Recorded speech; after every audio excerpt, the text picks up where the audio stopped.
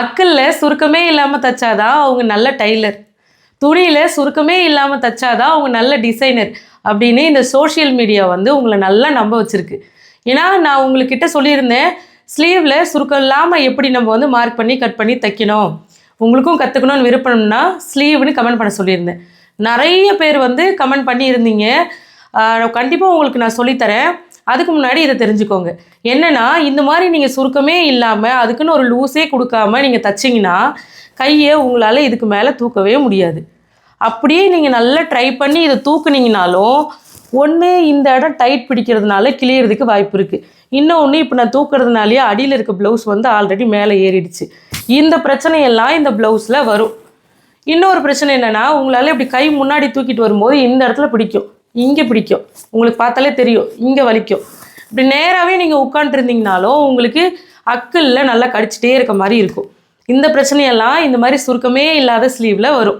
இந்த மாதிரி ஒரு லூஸே இல்லாமல் நீங்கள் இந்த மாதிரி நல்லா ஃபிட்டிங்காக ப்ளவுஸ் வேணும் அப்படின்னு தைச்சிங்கன்னா உங்களால் எந்த வேலையுமே வந்து ஃப்ரீயாக செய்ய முடியாது. என்னவோ உங்களை பிடிச்சி டைட்டாக பிடிச்சி வச்சுருக்க மாதிரியே இருக்கும். இந்த மாதிரி தைச்சிங்கன்னா அப்படியே ஸ்ட்ரெயிட்டாக ஒரு ஃபங்க்ஷன் அட்டன் பண்ணிவிட்டு அப்படியே வந்து ரோபோ மாதிரி உட்காந்துருக்க வேண்டியதுதான். இதை போட்டுட்டு கம்ஃபர்டபுளாக எந்த ஒரு வேலையுமே செய்ய முடியாது. முக்கியமாக என்னால் செய்ய முடியாது.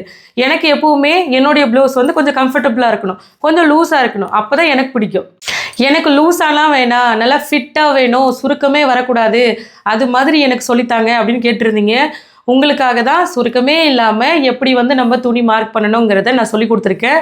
நம்மளுடைய யூடியூப் சேனலில் வீடியோ இருக்குது, தாராளமாக நீங்கள் வந்து பார்த்து கற்றுக்கலாம். ஆனால் என்னை பொறுத்த வரைக்கும் இது வேஸ்ட்டு.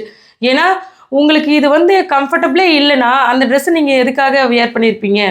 உங்களுக்கே அது ஒரு அன்கம்ஃபர்டபுளாக இருக்கும் இல்லையா? அதனால தான் இது வேஸ்ட்டு, டைமும் வேஸ்ட்டு, துணியும் வேஸ்ட்டு. உங்களுக்கு விருப்பம் அப்படின்னா மட்டும் நீங்கள் அதை பார்த்து கற்றுக்கலாம். நம்ம ட்ரெஸ்ஸை எதுக்கு போடுறோம்? நம்மளுடைய கம்ஃபர்டபுளுக்காக தான் போடுறோம்.